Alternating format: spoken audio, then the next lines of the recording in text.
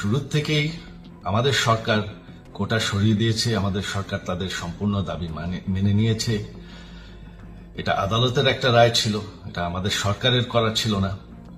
তাও আমরা অ্যাপিল করে দ্রুত এই কোটা তুলে দেই।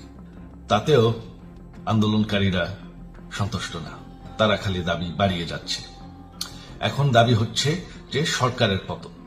তবে সরকারের পতন হওয়ার পর কি হবে, কি হবে এটা কেউ ভেবেছে? আমরা বাংলাদেশে গণতন্ত্র রক্ষা করে রাখতে চাই।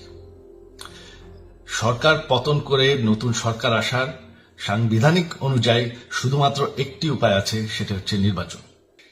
সবথেকে বড় কথা যে আমাদের সংবিধানে স্পষ্ট বলা আছে এবং আমাদের সুপ্রিম কোর্ট রায় দিয়েছে যে অনির্বাচিত সরকার 1 মিনিটের জন্য দেশের ক্ষমতায় থাকতে পারবে না।